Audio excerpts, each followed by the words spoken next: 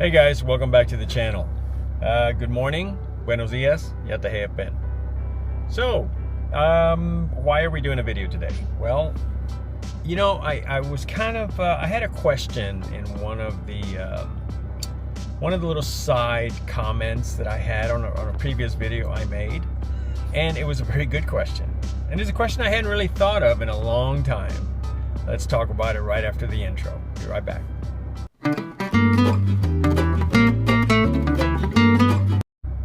Alright guys, thanks for sticking around. If this is your first time watching one of my videos, welcome. My name is Oscar, and this is Oscar's Thoughts and Reviews.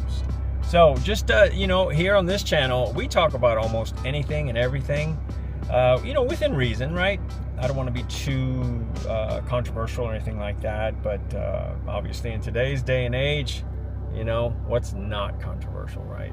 So anyway, the question I had on one of the comments was the topic, I should say. It just kind of morphed all by itself into, you know, what we were talking about, just slowly but surely. And that is, in a nutshell, what is leadership? And I mean, it you know, and there was a few of us on the actual thread, you know, on the topic we were talking about. So we, you know, there's veterans like me that have been through Desert Storm, and you know, we're very young. What is leadership from looking at it through those eyes? And then we had others that you know, went to college, just different points of view, right? So it was a very interesting question that just really kind of grabbed my attention. I will tell you that I have grown up my entire life in pretty much an alpha male world. Now by that I don't mean, you know, rah testosterone, you know, let's go to war type of thing. No, I just mean that I grew up in pretty much an all-male world, right? I was born in the late 60s, in 68. I grew up in the, you know, pretty much in the 70s and especially in the 80s. I went to the military in 87. Desert Storm was about 90, 91. So, you know, growing up through high school and whatnot, you know, in sports and everything else, it was pretty much all male dominated. And military, of course, pretty much for the most part male dominated. I think females were kind of starting to you know, come into their own in the military as I was in. And as a matter of fact, one of probably, I would say, of all the people I have ever met in my life and had the you know, had the privilege of working around, I would say that there was this one female that just absolutely was probably the most professional, the hardest worker that I've probably ever been around. And I've been around a few. So Amy, if you're listening, that one's for you. Anyways, so military was pretty much, you know, male dominated for the most part.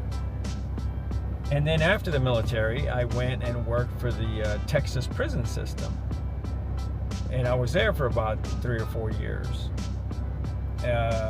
Right before that, right as I got to the military, I worked for city utilities back home. Again, male dominated. And then prison system, and then after that, I came straight into the railroad, and I've been here almost 30 years. Again, male dominated for the most part. So that's pretty much the world I've ever known. And leadership, I've seen quite a bit of it. I'll say I've been at some jobs that, you know, let's say like the prison system. I don't think I ever had, you know, a higher up that didn't have good leadership qualities. And for the life of me, I don't know whatever happened to him, but he made such an impact on me. I still remember his name, Sergeant Bynum. And that was at Eastham, at the Eastham unit in Lovelady, Texas. And that guy just, I mean, he was just somebody I really looked up to. So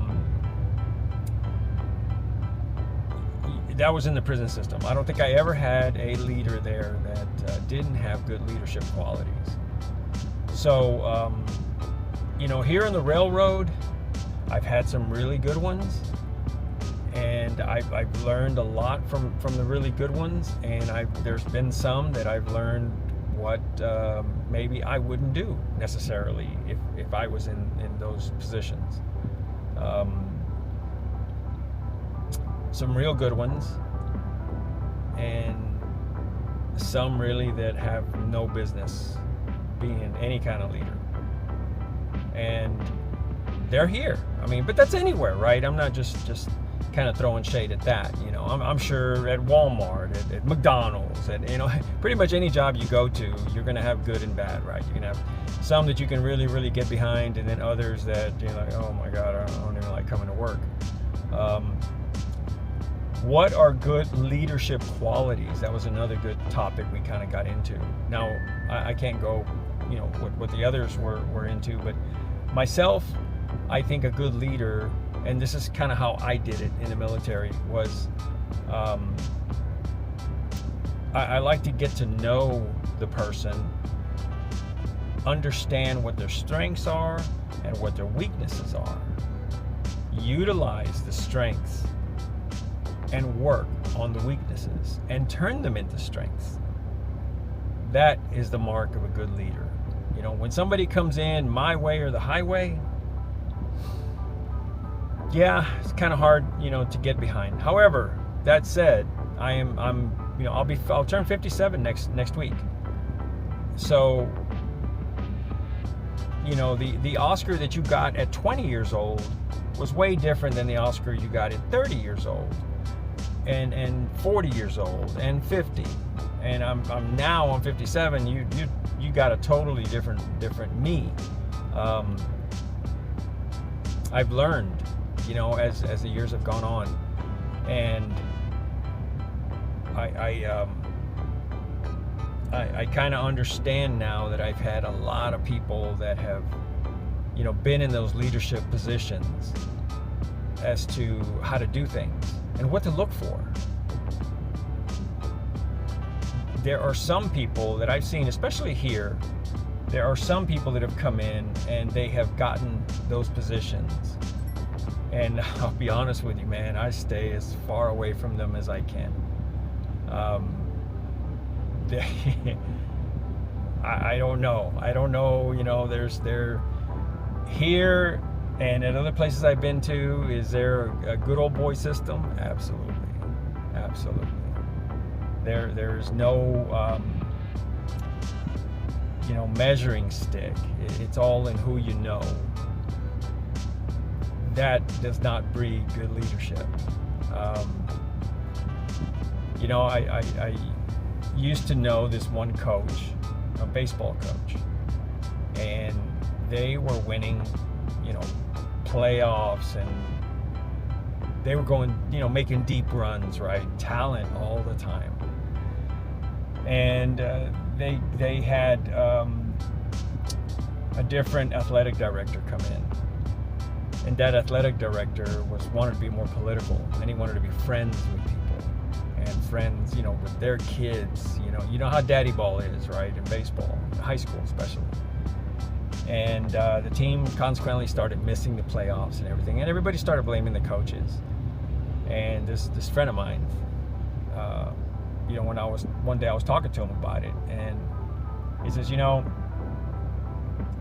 to be successful, you have to put talent on the field. You can't put favorites on the field. You have to put talent. That's what makes you successful. And that kind of always stuck with me. And he's absolutely right.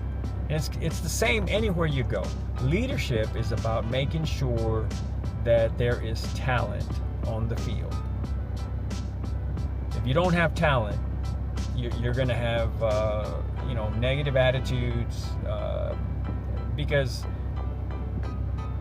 attitudes, and this is the last thing I wanted to talk about, when it comes to leadership, the attitudes of the men or the employees is a reflection of your leadership.